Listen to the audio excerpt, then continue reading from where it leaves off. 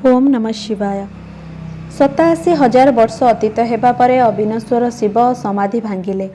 शिव राम नाम स्मरण करने लगिले। सती बुझीगले जे जगतपति शिव समाधि उठिले। से जाई शंकर पादरे प्रणाम करिबारु शिव तांको सम्मुखरे बसिबाकू आसन देले। भगवान शंकर श्रीहरिंकर रसमयी कथा कहिबाकू लगिले। सेतेबेळकू दक्ष प्रजापति होइथिले। दक्षଙ୍କୁ सकल प्रकार योग्य विवेचना करी ब्रह्मा तांको प्रजापति मानकर राजा करि देइथिले। किंतु उच्च अधिकार पाई दक्षଙ୍କ मनरे अत्यंत अहंकार जात होई जाइथिला।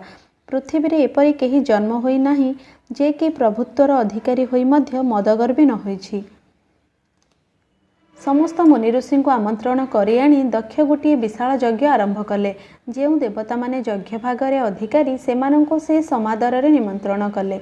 निमंत्रण पाई किन्नर नाग सिद्ध गंधर्व एवं अन्यान्य देवता निज निजर पत्नी मानंको संगरे नहीं सेठाको यात्रा कले। ब्रह्मा विष्णु और महेश्वर छड़ा अन्य समस्त देवता निज निजर वाहन चढ़ी सेठाको चलिले।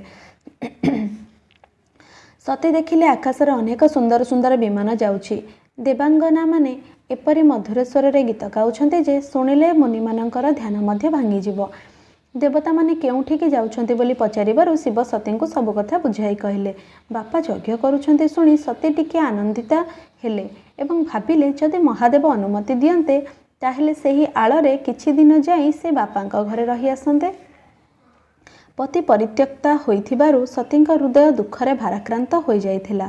किंतु निजर अपराध हृदयंगम करी से किछि कहि पारु नथिले। शेषरे से प्रेम भय और संकोच मिश्रित मधुर बाणी रे कहिले, पिता भवन उत्सव परम जो प्रभु आयसु होई, तो मैं जाऊ कृपायतना सादर देखन सोई। हे प्रभु, मो बापांक घरे विराट उत्सव हेउछि। आपण जदि अनुमति दियन्ते तेबे हे दयावतार मु सेठाकू जाई टिकिए से उत्सव देखि आसंती।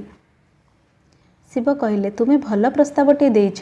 प्रस्तावटी मो मन को भी पाउछि, किंतु से तो निमंत्रण करि नाहंती, तेणु तुमको पठाइबा ठीक हेबो नाही। दक्ष तांकर सबु झियों को डाकिछंती, किंतु मो प्रति वैर भाव रखिथिबारु तुमको डाकिबारे अवहेला करिछंती। थरे ब्रह्मांक सभारे मो उपरे से अप्रसन्न होई गले। सेही दिनु से मोते अपमान देई चलीछंती। हे भवानी, तुमे जदि सेठाको बिना निमंत्रण रे जीव तेबे स्नेह सद्भाव श्रद्धा और मान मर्यादा बोली आउ किछि रहिबो नाही। यद्यपि एथिरे कोनोसी संदेह नाही जे मित्र स्वामी पिता और गुरुंक घर को बिना निमंत्रण रे मध्य जाई हेबो, तथापि जेउठी मनोमालिन्य रहिछि सेठाको बिना निमंत्रण रे गले कोनोसी मंगल हुए नाही। शिव एपरि नाना प्रकार सती को बुझाइले, किंतु नियति परवशत हो जाइथिबारु सतींक हृदय रे ज्ञान उदय हेला नाही। तेणु शिव कहिदेले, तुमे जदि बिना निमंत्रण रे जीव तेबे मो विचार रे फल किछि भल हेबो नाही। एपरि नाना भावरे बहु प्रयत्न करी हर बुझाई कहिबा परे भी देखिले सती रहिबे नाही। तेणु त्रिपुरारी शिव निजर मुख्य अनुचर गण को संगरे देई सती को विदा करदेले। भवानी जाई जेतेबेले बापांक घरे पहुँचिले, दक्षंक भୟରେ केही तांको आदर सम्मान देखाइले नाही। केवल माँ जहाँ टिके आदर कले, भौणी माने परिहास करी ही तांको भेटिले। दक्ष तो तांको कौनसी कुशल प्रश्न सुधा कले नाही, बरं सती को देखि तांको सर्वांग क्रोधरे जली उठिला। यज्ञ देखिबाकू जाई सती देखिले जे यज्ञस्थल रे शिवंक पई कौनसी यज्ञ भाग रखा जाई नाही। सेतेबेले जाई से शंकरंक वचनर सत्यता उपलब्धि कले। स्वामी प्रति अपमान हेउथिबा बुझिपारि तांका हृदय दुखरे जली उठिला।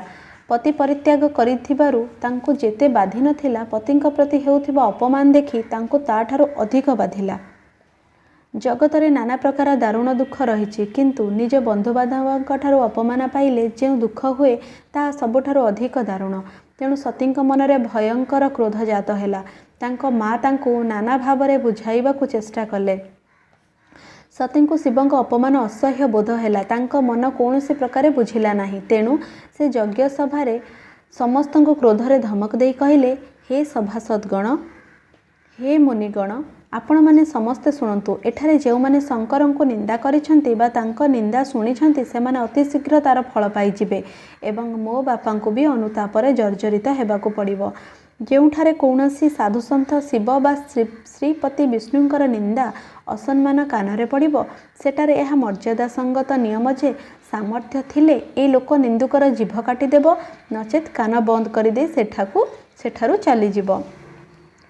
त्रिपुरारी भगवान शिव हेउछन्ति समग्र जगतर आत्मा। से जगतर पिता एवं समस्तंकर मंगलकारी। अथच मोर मंदबुद्धि पिता तांको निंदा असम्मान करिछन्ति। मोर यही देह सेही दक्षंकर बीर्यरु जात होइछि। तेणु चंद्रमौली वृषकेतु शिवंकु हृदय रे धारण करी मु एही क्षणी एही शरीर त्याग करिबि। एतिकी कही से जोगाग्नि रे निज देह को भस्म करदेले। यह देखि यज्ञशाला रे सर्वत्र हाहाकार खेलीगला। सतींक मृत्यु संवाद शुणी शिवंक अनुचरणगण यज्ञ ध्वंस करने को लगिले। यज्ञ विध्वंस हेउथिबार देखि महामुनि भृगु जाई यज्ञ रक्षा कले। समाचार पाई शंकर क्रुद्ध होईगले। से सेठाकु वीरभद्र को पठाई देले। वीरभद्र जाई यज्ञ ध्वंस करदेले और समस्त देवता को समुचित दंड देले। शिव निंदुक मानकर जेउ दशा हुए बोली जगतरे विदित दक्षंकर मध्य सेही दशा हेला। ओम नमः शिवाय।